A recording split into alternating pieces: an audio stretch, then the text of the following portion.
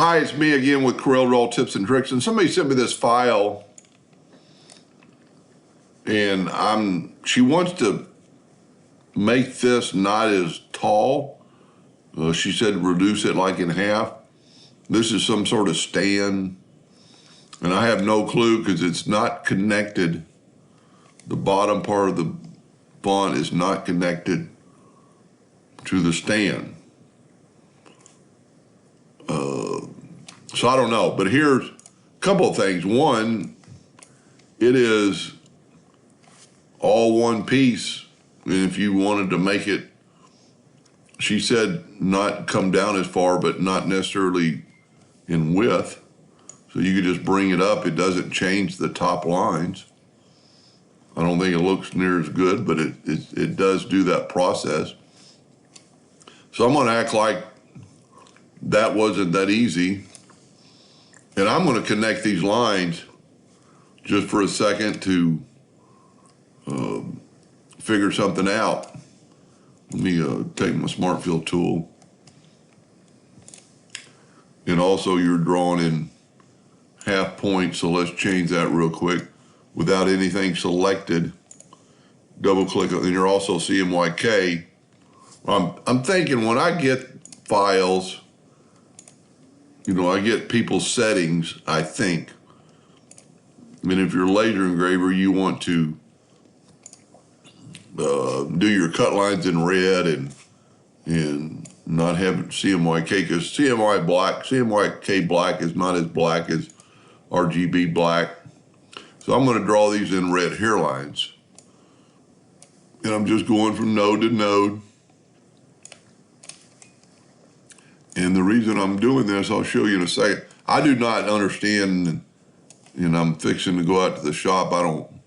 I'd like to know what's going on, why this is. So if I'm wrong, then I might figure out another way to do it. So now we need the bottom section of that line. So we're going to take a 2-point line and just go from that node to that node. Well, I didn't do a very good job there. Let me zoom in. Whoop. 2-point line from there to there. So now we can, and let's set our nudge factor. See how big this is. It's almost 7 inches. So let's make our nudge factor 8 inches, and let's take our Smart Fill tool and fill this in. And then I'll left click and right click in red just so we'll know. Now, if you just wanted it smushed up, we'll do what we just did, and it's 1.83 inches tall. We could unlock this and go 1 inch. So now it's a lot shorter, but we've also moved it. So if you move it from the bottom, you're not moving the top, so you can go right back to the exact same spot. Now, not only did it squish, you know what? As always, Control D and make a duplicate, and that's a little irritating. I will never know why people, well, she's evidently using it for something, because you really want this set on 0, for this exact reason. So you can move stuff around and move it right back. So let's take this away. And what I was trying to say, it looks a little funny because it's squished up. But you can, this is squished, but also it's squished the distance between the lines. So you could always go to effects and contour, and just contour like 0.05 to the outside. Just make it a little bit thicker. Now we did change this, but that's easily fixed. Go up to Object, break contour apart, take the middle one and move it out of the way, and use the thicker one. And let's move that over. And like I said, we're a little bit off now, but that's easily fixed. And the reason I was kind of doing this, because I want to show you how I don't understand the stand part, honestly.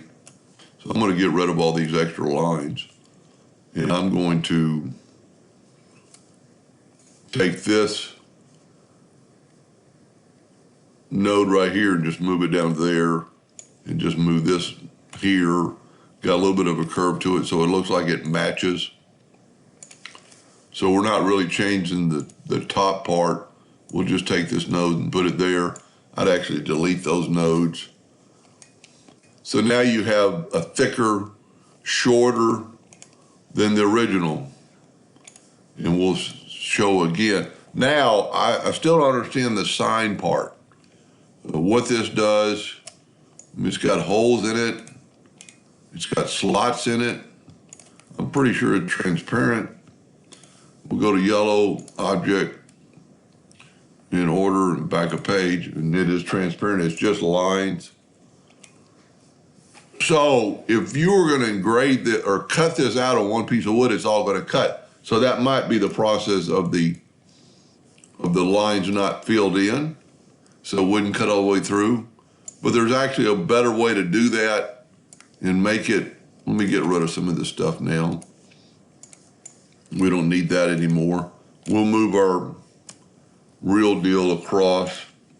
So if you wanted to cut this out, but this still be part of the drawing, what I would do would be to take the 2-point line,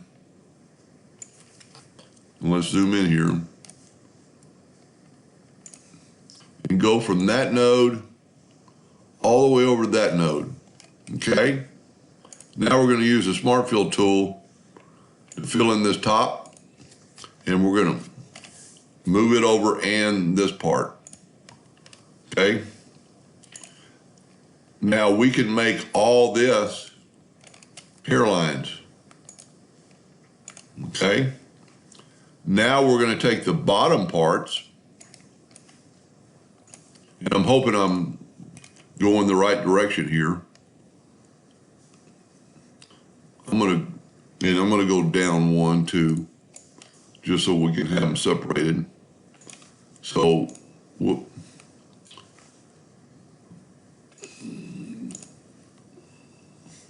I'm going over and down with my arrow keys, over and down. So I've got them all. Now with this one, I'm going to grab it all and left click and put well, I must have moved this one twice. There we go. I'm going to make them something other than a hairline. And it doesn't matter, and that's your personal preference. I'm going to make them 2, and I'm going to scale with object just in case. You know, okay. Now we can put them over here. So this is going to engrave and this is going to cut, but we not necessarily want this other line. So we're going to take the virtual segment delete key and delete the line that's separating them. Okay. So now we can take this whole thing, move it out of the way, and take this, didn't get it all, and that will cut out and engrave. If this is a cut line, which it is, but I would always change it and see you're working with CMYK. I think I wish somebody would reply one time and go, yes, I'm set up on CMYK. That way I'll know that I get your file, because I got your settings for your duplicate distance. I hope this makes sense, that this is going to cut out and this is going to engrave, so it'll still be one piece. So when we do this, and this will kind of look funny, but when we go this, it's going to look like, well, it's going to look better than that, because that's not going to cut out. It'll cut out, but it's going to stop right here. Well, there's a thought. We should have done a line. Let's just do that. So that is a factor. We should put our line back and cut out the letters, the part of the line there in the letters. That way, this will all cut out. And this will, I'm a little bit confused here. That's the, well, we want that. We want that cut.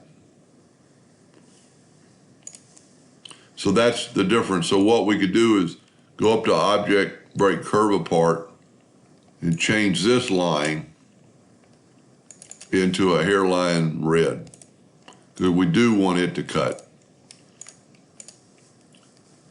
And then we would also want to get rid of this line. So this should all cut. The best thing we can do is to take all the black and nudge them out of the way.